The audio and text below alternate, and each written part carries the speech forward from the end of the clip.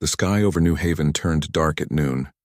Commander Derek Hamilton stood on the colony's observation deck and watched the massive ships appear overhead. They were nothing like the cargo vessels that usually visited the colony. These ships were built for war. Derek had seen ships like these before during his years as a Marine on Earth, but those had been human ships. These were different. The metal looked wrong, almost organic, like it was breathing. The ships blocked out the sun, casting shadows over the farms and homes below. "Get everyone to the shelters," Derek said into his communicator. His voice was calm, but his hands shook. "This is not a drill." Lieutenant Kyle Morrison heard the order in the security office. He was 29 years old and had never seen real combat. The worst thing he had dealt with was a bar fight between two drunk farmers. He looked at his team of 24 officers and knew they were not ready for this. "You heard the commander," Kyle said. "Move everyone underground. Start with the schools and hospitals." In the hospital, Dr. Patricia Nguyen was finishing her rounds when the alarm sounded. She looked out the window and saw the alien ships. Her heart pounded. She had read reports about the Xanthari attacks on other colonies. None of those colonies had survived. "Convert the basement to emergency triage," she told her nurses. "Bring every medical supply we have. We're going to need it all." Amanda Richardson was in the fields when the ships arrived. She was the agricultural director, responsible for feeding 8,000 people. She watched the farmers stop working, staring up at the sky in fear. "Don't just stand there," she shouted. "Get to the tunnels. Help the families move." Governor Vincent Cross sat in his office looking at the communications screen. He had sent a distress signal to Earth as soon as the ships appeared. The response came back quickly, but it was not what he wanted to hear. "No reinforcements available. Hold your position." Good luck. Vincent felt sick. He was 56 years old. He had spent his whole life avoiding conflict, preferring negotiation and compromise. Now he had to tell 8,000 people that no one was coming to save them. The Xanthari ships opened their hatches. Smaller craft poured out like insects from a nest. They descended on New Haven with terrible speed. Derek watched through binoculars as the first landing craft hit the ground near the spaceport. The doors opened. The creatures that emerged were tall, maybe 8 feet, with hard shells covering their bodies. They moved on multiple legs, quick and precise. Each one carried weapons that glowed with an eerie light. "All defenders to the perimeter," Derek ordered. "Hold them as long as you can." Kyle led his security team to the colony's edge. They had rifles and body armor, equipment meant for protecting against wildlife and criminals. They were facing an alien army. The first Xanthari warrior appeared around a building. Kyle raised his rifle and fired. The bullet hit the creature's shell and bounced off. The warrior turned toward him, weapon raised. Kyle dove behind a concrete barrier as a bolt of plasma struck where he had been standing. The concrete melted like ice in the sun. "Fall back," Kyle screamed into his radio. "Fall back to secondary positions." Derek watched his defensive line collapse in minutes. The security officers were brave, but bravery alone could not stop plasma weapons. He saw 3 officers go down, their bodies burned beyond recognition. "Close the shelter doors," Derek ordered. "Seal everyone inside." In the underground tunnels, thousands of people huddled together. Children cried. Parents held them close, whispering lies about how everything would be okay. Amanda moved through the crowds, checking on families, making sure everyone had water and food.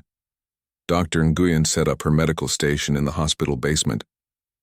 The wounded started arriving, burns mostly. The plasma weapons left terrible injuries.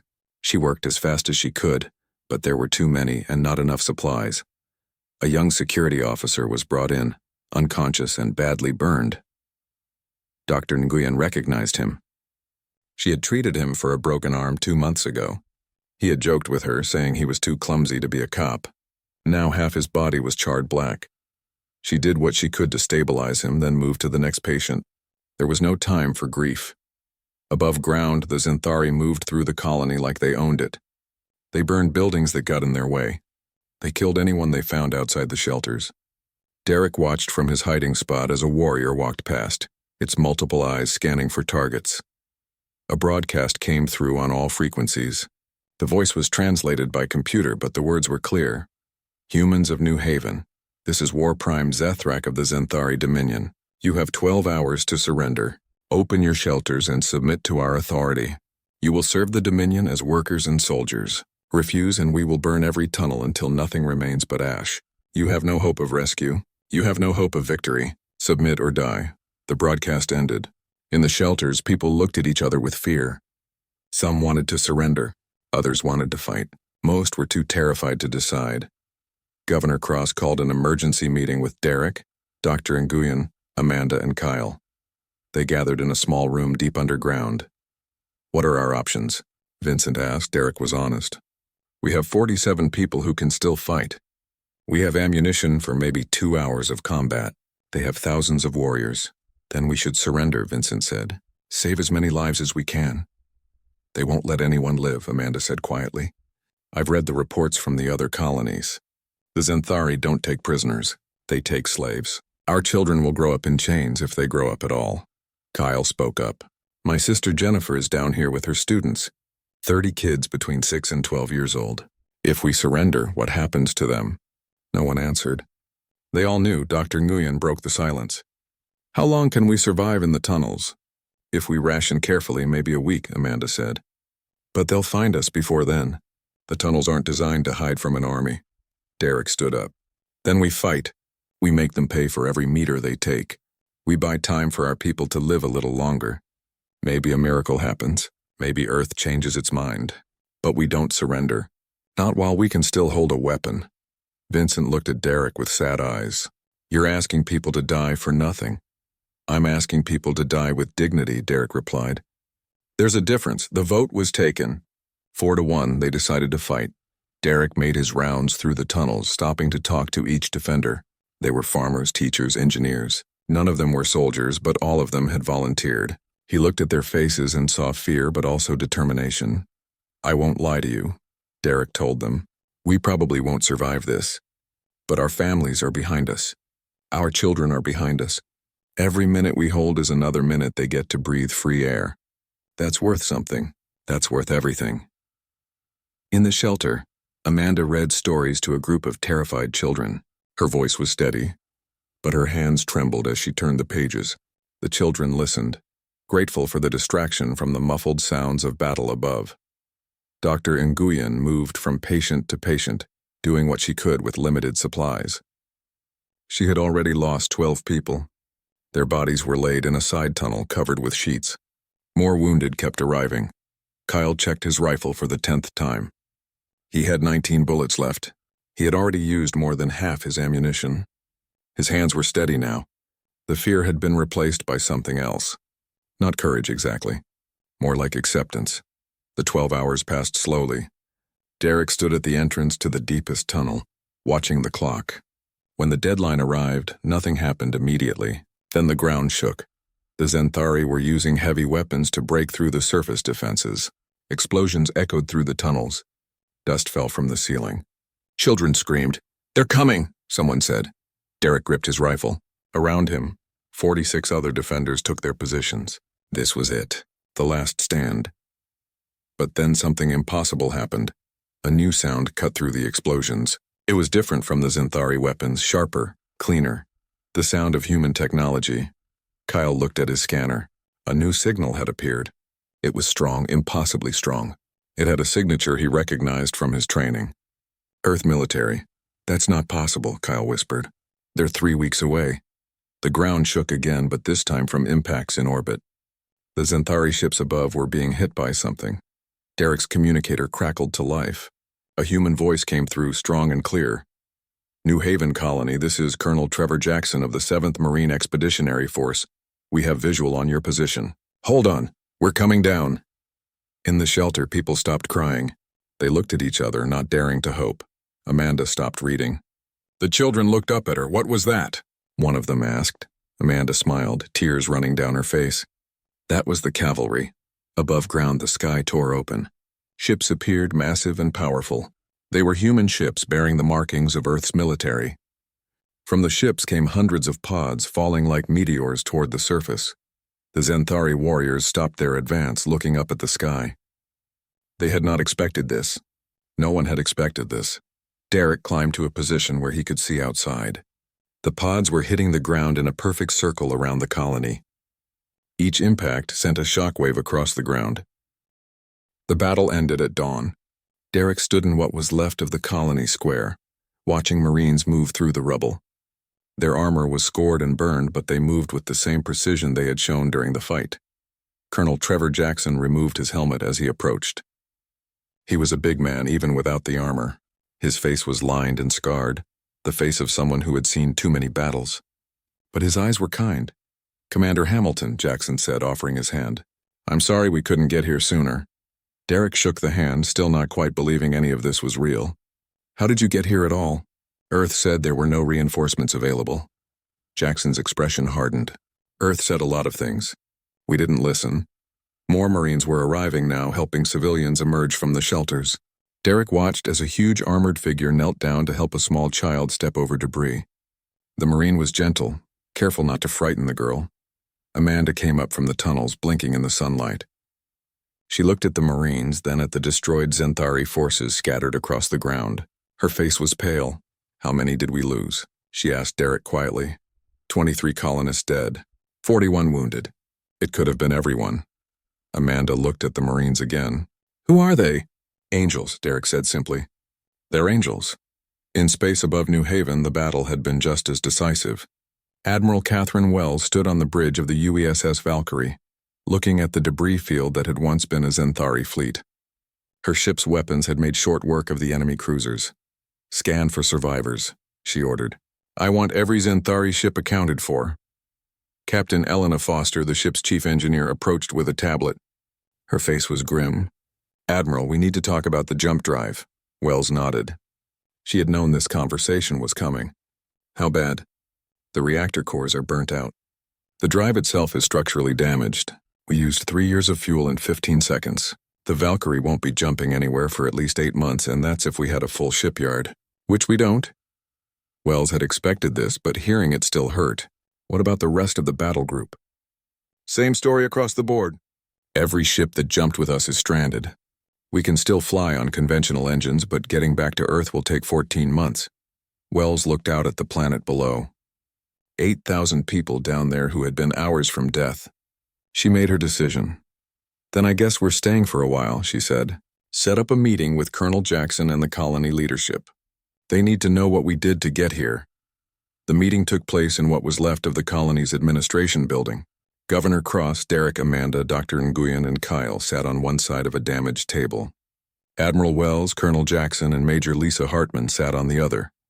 Major Hartman was Jackson's executive officer, a sharp-faced woman with cold eyes that missed nothing. She pulled up a holographic display showing technical specifications. "The technology that brought us here is called the Alcubierre Shen Jump Drive," Hartman explained. "It's experimental. Very experimental. It allows a ship to fold space and travel vast distances almost instantly." Vincent leaned forward.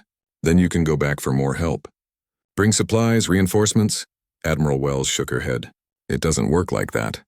The energy required to make a jump like this is enormous. Every ship in our battle group burnt out their jump drives getting here. We can't make another jump. Not for months, maybe years."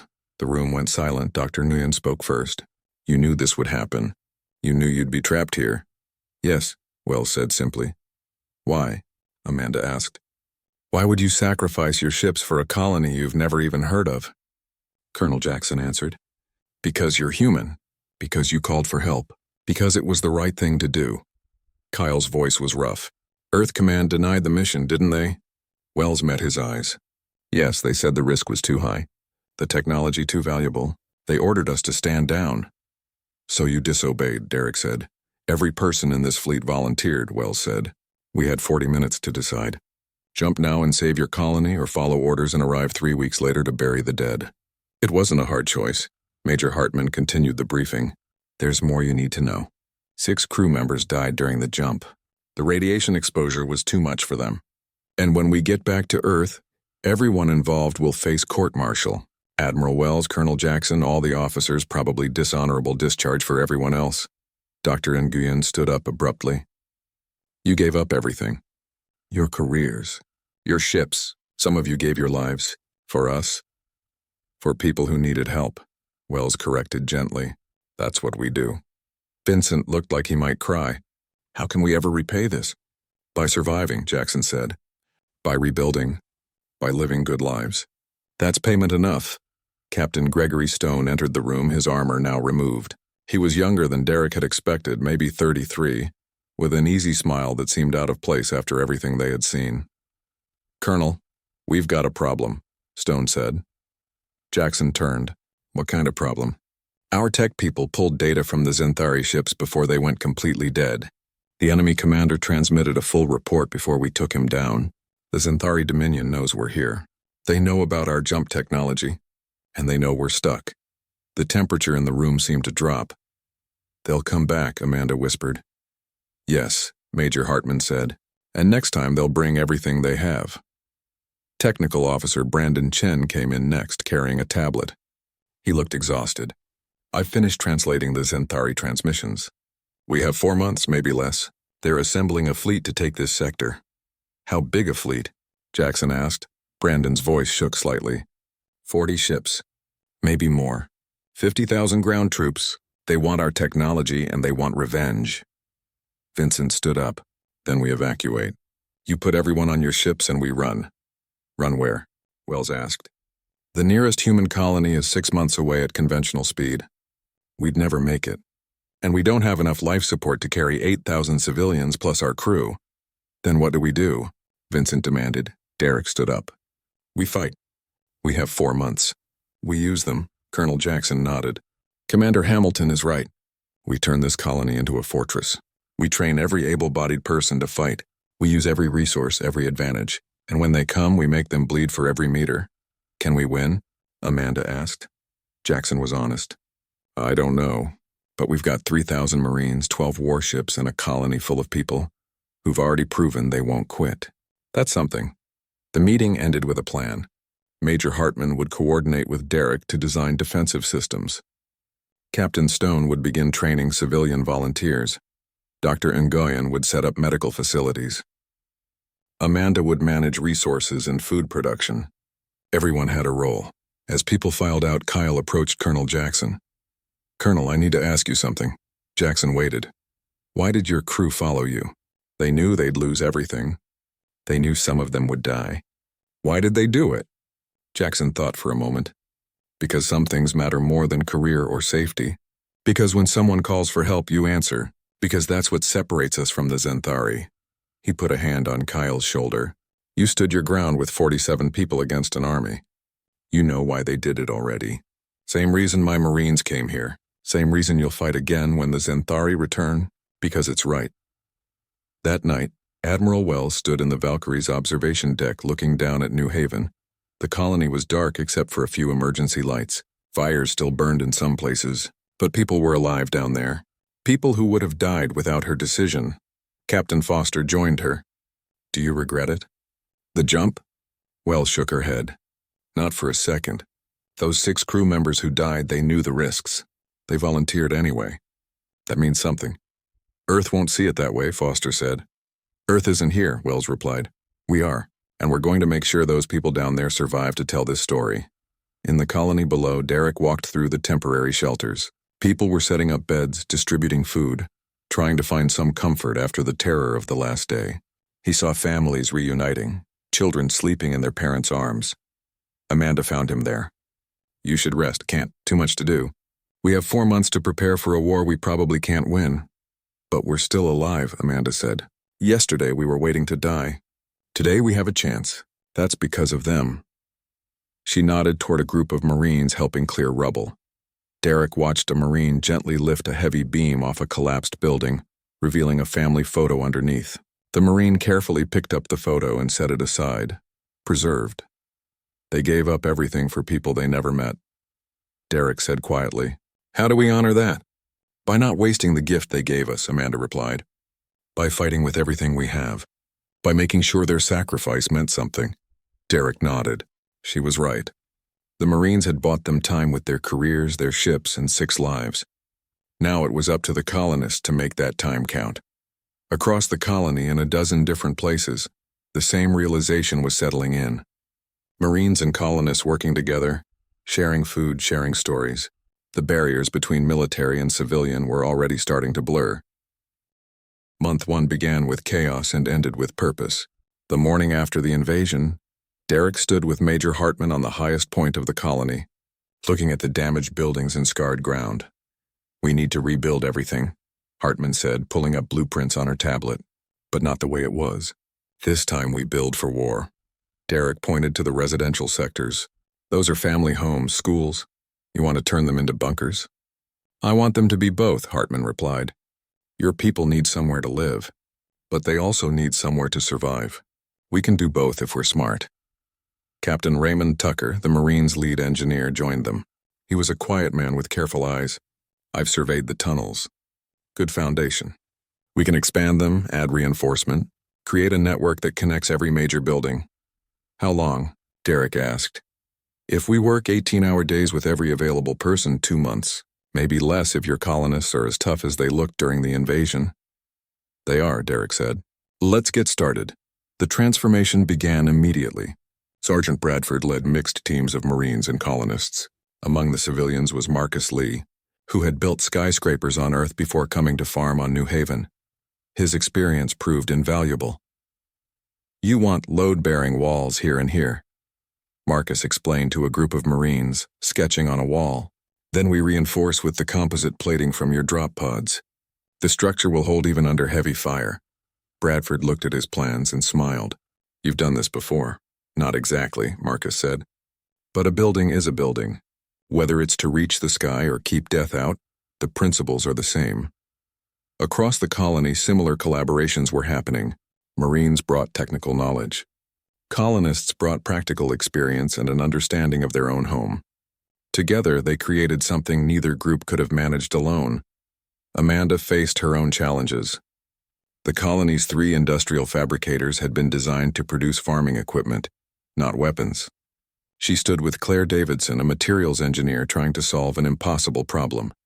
We need to feed 8,000 people and supply 3,000 Marines, Amanda said, plus manufacture ammunition and armor. The fabricators can't do everything. Claire studied the agricultural schedule. What if we rotate? Farm during growing season, manufacture during off-season. The fields don't need constant attention. That gives us maybe 60% efficiency on both fronts, Amanda calculated. 60% efficiency but 100% survival, Claire replied. I'll take that trade. The fabricators began running day and night. Food production dropped slightly, but rationing kept everyone fed. In exchange, ammunition stockpiles grew. Armor plating appeared. Weapon components were manufactured and assembled. Captain Stone took on the massive task of training civilian volunteers. Over 800 colonists signed up, ranging from 19-year-old Patrick Hughes to 52-year-old Carlos Mendez, a former police officer from Earth. Kyle Morrison worked alongside Stone, bridging the gap between military expectations and civilian capabilities. He understood both worlds. Most of these people have never held a weapon, Kyle told Stone as they watched recruits struggle with basic rifle drills. Then we teach them, Stone replied. Not to be Marines, that takes years. But to be defenders, to hold a position, to follow orders, that we can do in 4 months. The training was hard. People who had spent their lives farming or teaching suddenly found themselves learning to kill. Some quit, most stayed. They had seen what the Xanthari did. They knew what was coming. Kyle's sister, Jennifer, organized the civilian side. She was a teacher, used to managing chaos and keeping people focused. She divided volunteers into squads based on skills and personality. Patrick, you're a natural shot, she told the young farm worker. You lead the marksman. Carlos, you've got tactical experience. Take the close quarters team. Michelle? She turned to Dr. Crawford, the veterinarian. You're combat medical. Save lives, Dr. Crawford looked uncertain. I'm a vet. I work on animals. Anatomy is anatomy, Dr. Nguyen said, appearing behind her. I'll teach you the differences. But your surgical skills are exactly what we need. Not everyone adapted well. Governor Cross continued to struggle with the militarization of his colony. He and Admiral Wells argued frequently in council meetings. You're turning my people into soldiers, Vincent said angrily. This was a peaceful colony. Was being the key word, Wells replied. The Xanthari ended that. Now it's a colony that will fight to survive. At what cost? We're losing who we are, Dr. Nguyen intervened. Vincent, we can argue about philosophy after we survive. Right now, your people need walls more than they need principles. Amid the chaos, unexpected relationships formed. Major Hartman and Derek found themselves working late into the night, planning defenses. The professional respect grew into something more. You're good at this, Hartman said one night, reviewing defensive positions. I was a Marine once, Derek replied. Long time ago. Different life. You never really stop being a Marine, Hartman said. You just find different ways to serve. Captain Stone and Amanda Richardson found themselves collaborating constantly on resource management. Their professional relationship evolved naturally into friendship, then something deeper. You're not what I expected, Amanda told Stone one evening as they reviewed production schedules. What did you expect? Someone harder, more rigid. You're a Marine, but you laugh. You joke with the colonists. You care, Stone smiled. Being a Marine doesn't mean forgetting how to be human. Actually, it means the opposite. We fight so others can live normal lives. Hard to do that if you forget what normal looks like. Corporal Danny Martinez befriended Sophie Grant, a colony mechanic. He taught her how to maintain combat vehicles. She taught him hydroponics. Their friendship brightened the dark work of preparation. Month 2 brought a breakthrough. Brandon Chen and Dr. Harold Kim, a colony scientist, were examining wreckage from the Zenthari ships. Look at this, Harold said, pointing to a weapon component. The plasma chamber operates on a specific frequency.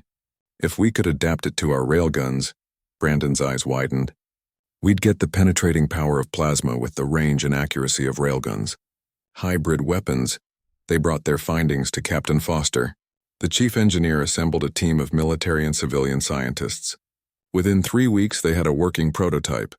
The test firing was spectacular. The hybrid weapon punched through armor that regular railguns couldn't scratch. The ammunition lasted 3 times longer than pure plasma. This changes everything, Colonel Jackson said, examining the weapon. How fast can we produce these? If we dedicate half our manufacturing capacity, we can outfit every defender in 2 months, Claire Davidson calculated. Do it, Jackson ordered. Harold made another discovery. The Zenthari biomechanical ships had a weakness. Their organic components were vulnerable to electromagnetic pulses in a way purely mechanical ships were not. Captain Foster designed EMP warheads based on this knowledge. They were risky, untested in actual combat, but simulations showed promise. If this works, Foster told Admiral Wells, we might be able to cripple their fleet without burning through all our ammunition. And if it doesn't work, Wells asked, then we die knowing we tried everything, Foster said simply. Month 3 brought the first test. Zenthari scouts arrived, a small force probing the colony's defenses. 3 light cruisers and 400 warriors, this is it, Derek said, watching the approaching ships. Everything we've built is about to be tested. The orbital defense platforms opened fire first. The hybrid plasma rail cannons performed beautifully, forcing the Zenthari ships into defensive maneuvers. On the ground, the Zenthari landing force encountered a very different colony. Automated turrets created crossfire zones. Minefields channeled enemies into kill boxes. The defenders, both Marine and civilian, executed their training perfectly. Patrick Hughes sat in a sniper position, his breathing steady. He had never killed before the training. Now he squeezed the trigger and watched a Zenthari commander fall. He felt sick but kept shooting. His squad needed him. Bradford's engineering teams detonated pre-positioned charges, collapsing access routes and forcing the Zenthari into prepared positions. Her planning proved flawless. Kyle coordinated the civilian militia through communicators. Squad 3, fall back to secondary position. Squad 7, advance on the left flank. Medical. We have wounded at grid Charlie 4. His sister Jennifer managed the evacuation procedures, moving non-combatants to the deepest shelters. Not a single civilian who wasn't fighting got hurt. The battle lasted 4 hours. Every Zenthari warrior died. Not one escaped to report back. Human casualties were light but painful. 7 Marines killed, 14 wounded, 3 civilian militia injured. Among the dead was First Lieutenant Nathan Cross, Governor Vincent's nephew. The funeral was held in the central square. Admiral Wells presided. The names of the fallen were added to the memorial wall. Vincent stood before his nephew's name, tears running down his face. Derek put a hand on his shoulder. He died protecting others, Derek said quietly. That means something. Vincent nodded slowly. Something in him had changed.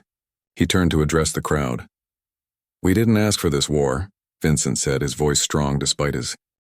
Admiral Wells stood on the Valkyrie's bridge, watching the Zenthari fleet approach.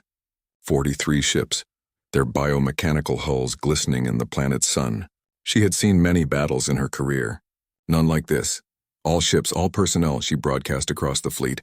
Today we prove why humanity doesn't surrender. Today we remind the galaxy that attacking our people has consequences. All hands to battle stations. Give them hell. The Zenthari fleet approached in standard formation, confident in their numerical superiority. They expected an easy victory. They were wrong. The orbital defense platforms fired first. The hybrid plasma rail rounds moved faster than the Zenthari anticipated. 2 light cruisers exploded before they could react. Wells led the Valkyrie and 3 destroyers straight into the enemy formation. It was insane. It was also unexpected. The Zenthari command structure, rigid and hierarchical, struggled to respond to human unpredictability. Alpha element, engage the dreadnoughts, Wells ordered. Make them pay attention to us. Meanwhile, Major General Scott Palmer commanded the UESS Thunderchild and her fighter wings. 180 small craft launched, swarming the Zenthari fleet like angry insects. Target their sensor arrays, Palmer ordered. Blind them before they know what hit them. The fighters were piloted by veterans who had followed Wells in her mutiny. They flew with reckless bravery, knowing each attack might be their last. Lieutenant Commander Sullivan coordinated with Brandon Chen and Harold Kim. They had calculated the perfect moment to deploy the EMP warheads. Release in 3, 2, 1 mark, Sullivan said calmly. 30 warheads detonated simultaneously across the Zenthari formation. The electromagnetic pulse cascaded through the biomechanical systems. Ship after ship went dark, crippled but not destroyed. In 15 seconds, the balance shifted. The Zenthari had never encountered this tactic. Their organic ship components made them vulnerable in ways they hadn't anticipated. All ships focus fire on disabled vessels, Wells ordered. Burn them out of my sky. The human fleet concentrated their fire. Disabled Zenthari ships exploded one after another. But 3 massive dreadnoughts resisted the EMP effects, their heavier shielding protecting them.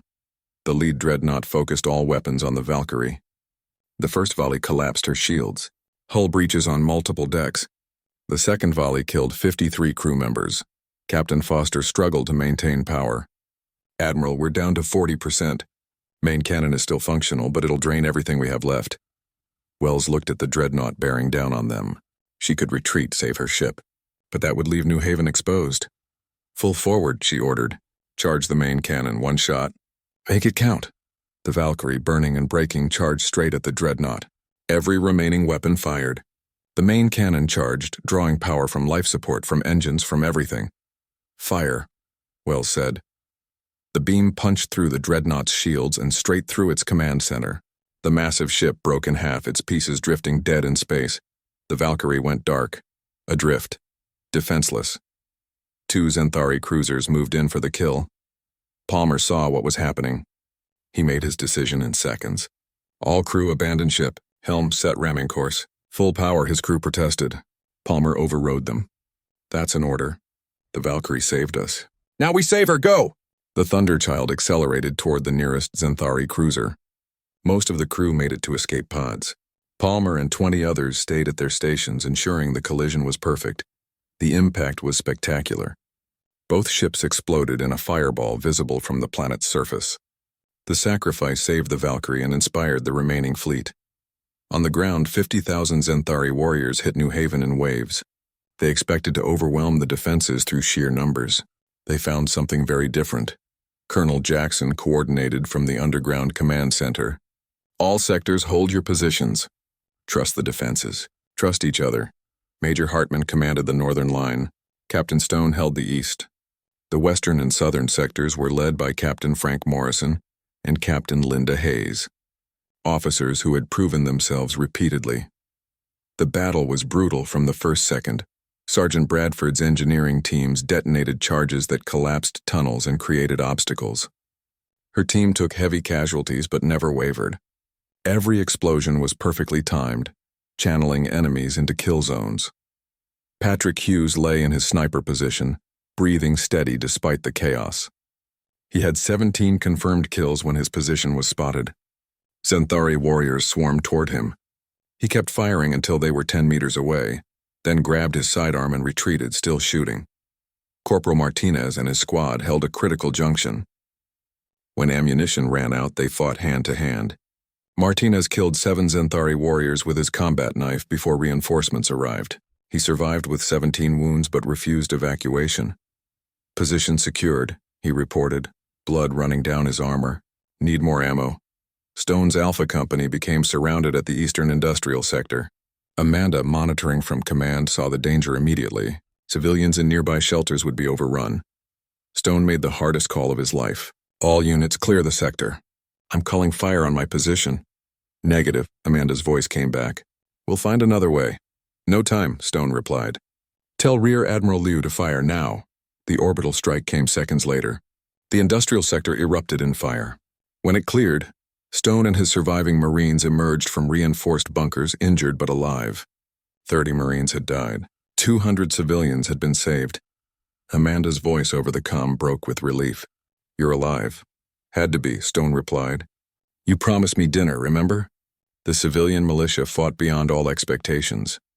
Dr. Crawford operated on wounded in a field hospital just 400 meters from active fighting. When Xanthari broke through, she grabbed a rifle and defended her patients. Killing 3 attackers before Marines retook the position, Carlos Mendez, the former police officer, organized a tactical retreat of a surrounded civilian unit. Using smoke grenades and suppressive fire, he got every person under his command to safety. Sophie Grant kept combat vehicles running throughout the battle. When a damaged transport needed immediate repair under fire, she completed the work in 12 minutes, allowing it to evacuate 20 wounded. The Xanthari pushed deeper into the colony. They breached the inner defensive perimeter. They were 200 meters from the civilian shelters when Colonel Jackson made his final stand. Every available defender to me, he broadcast. We hold this line. That's the mission. Hold until we can't stand, then hold longer. 1,500 humans faced 20,000 Xanthari, Marines and militia. Wounded and whole, everyone who could hold a weapon. They charged. What followed was not strategy or tactics. It was pure human stubbornness. Positions fell and were retaken. The line bent but didn't break. Every meter was paid for in blood from both sides. Derek Hamilton fought beside Jackson, taking a plasma blast to the shoulder. He kept fighting, directing fire with his good arm. Major Hartman coordinated artillery strikes so close that Marines felt the heat. Dr. Nguyen worked in the tunnels beneath the fighting, treating casualties faster than they arrived. When medical supplies ran low, she sent runners to strip supplies from abandoned buildings even with battles raging above. The Xanthari war prime, Kethril, broke through to the command center entrance. He was the brother of the commander killed in the first invasion, driven by revenge. Colonel Jackson stepped forward to face him alone.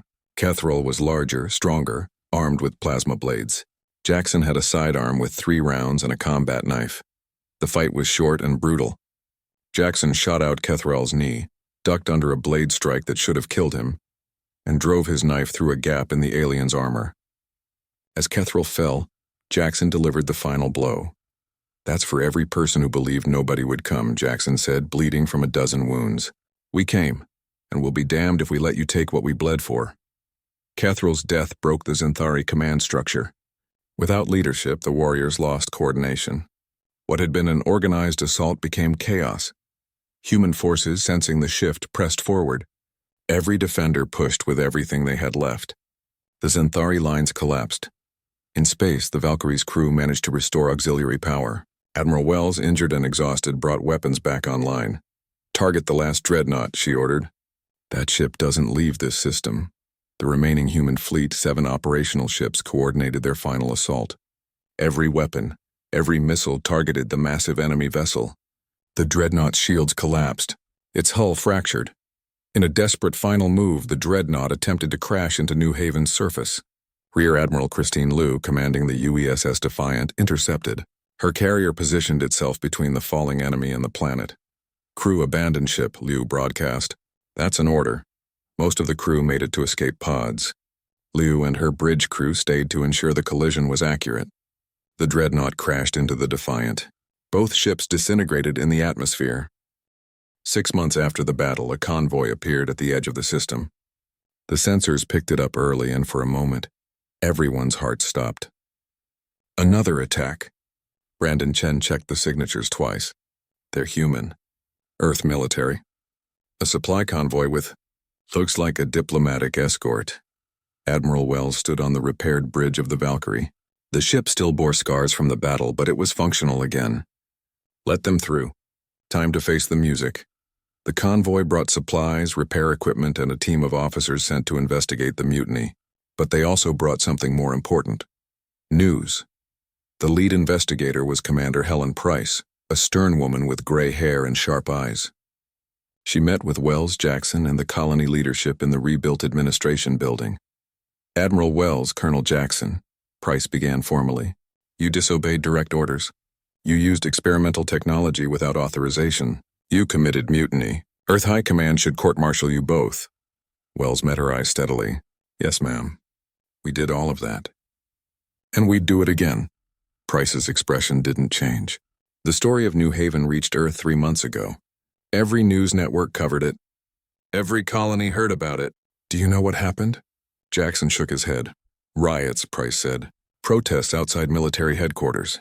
Civilians demanding to know why command tried to stop you. Politicians falling over themselves to claim they supported the rescue. Public opinion turned completely. She pulled out a tablet and showed them headlines. Heroes of New Haven. The stand that saved humanity's soul. Marines who defied orders to save lives. Earth High Command can't court-martial you, Price continued. You're too popular. Instead, they're giving you medals. Full pardons for everyone involved. Commendations. Admiral Wells, you're being promoted. Wells looked stunned. What about the crews who died? The experimental technology we lost? The crews are being honored as heroes, Price said. As for the technology, your battle data changed everything. The hybrid weapons, the EMP tactics, the defensive strategies, all of it is being implemented across human space. New Haven's stand has made every colony safer. Derek leaned forward. So Earth is finally sending help? More than help, Price replied. This convoy is just the first. We're bringing supplies, engineers, scientists. But more importantly, we're bringing volunteers. Hundreds of people who want to be part of what New Haven represents. Amanda spoke up. What does New Haven represent? Price smiled for the first time. Hope, courage, the idea that humanity doesn't abandon its own. You proved that ordinary people can stand against impossible odds and win. That means something. Over the following weeks, New Haven transformed again, not into a fortress this time, but into something between military base and civilian colony, a hybrid like everything else they had created. Captain Foster oversaw repairs to the Valkyrie. The battlecruiser would never jump again, not with current technology. But it could still fly, still fight. 2 years, she told Admiral Wells. In 2 years, we'll have her ready for conventional flight back to Earth. Wells looked at the ship, then at the colony below. Take your time, Elena. I'm not in a hurry to leave. Colonel Jackson received a promotion to Brigadier General and command of New Haven's defensive forces. Major Hartman became his second in command. Their professional relationship had evolved into something personal, something neither of them had expected but both welcomed. Never thought I'd settle down, Jackson admitted one evening as they reviewed defensive plans. Hartman, her missing eye now covered by a patch that somehow made her look more formidable, smiled. Never thought I'd want to. But this place, these people, they're worth staying for. Captain Stone and Amanda Richardson married in a ceremony that blended military tradition with civilian celebration. The entire colony attended. Marines in dress uniforms stood next to farmers in their best clothes. Everyone had lost someone in the war. Everyone had something to celebrate. Derek, serving as Stone's best man, watched the couple exchange vows. He thought about everything they had survived, everyone they had lost. The memorial wall now held over 6,000 names, but here were two people choosing to build a future anyway. That's what we fought for, Major Hartman whispered beside him. Moments like this. A year after the wedding, Amanda and Stone had their first child. They named her Palmer Wells Lou, honoring the 3 admirals who had given everything. The baby's birth brought the entire colony together in celebration. New life after so much death. Dr. Nguyen established a medical academy in the colony. She trained the next generation of combat medics and emergency responders. Her curriculum, born from the desperate battles of New Haven, became standard across human colonies. You're teaching them how to survive. Derek told her one day as he watched students practice triage. I'm teaching them how to save others, Nguyen corrected. There's a difference. Survival is selfish. This is about something bigger. Kyle Morrison and his sister Jennifer co-wrote a book about civilian defense. It detailed everything New Haven had learned, from training militia to coordinating evacuations. The book became required reading in colonial militias across human space. We're teaching people how to fight, Kyle said, reviewing the final manuscript. We're teaching people how to survive, Jennifer replied. There's a difference. Fighting is about killing. Survival is about protecting what matters. Corporal Martinez received the Medal of Honor for his actions during the final battle. He used his fame to advocate for better support for Outer Rim colonies. He and Sophie Grant started a foundation helping wounded veterans transition to civilian life. You don't have to do this, Sophie told him as they worked late on foundation paperwork. You've done enough. Martinez shook his head. I lived when others didn't, that means something. I owe it to them to make their sacrifice count. The memorial wall became a place of pilgrimage. People from across human space visited New Haven to see where ordinary people had stood against impossible odds. They came to touch the names, to remember, to understand what humanity was capable of. Patrick Hughes, now a sergeant in the Colony Defense Force, often found himself giving tours. He would tell visitors about the battle, about the fear and the courage, about ordinary farmers and teachers who became warriors. We weren't heroes, he would always say. We were just people who refused to quit. Anyone could have done it. Everyone should be ready to do it. 5 years after the battle, an old veteran came to visit the memorial. He had traveled from Earth specifically to see it. His uniform showed he had served in wars decades past. He moved slowly, age and old wounds making each step careful. He stood before the wall for a long time, reading names. Some he recognized, Marines he had trained years ago. Others were strangers, but they felt like family. A young girl approached. She was maybe 7, born after the battle but raised on its stories. Are you a soldier? She asked. The veteran smiled.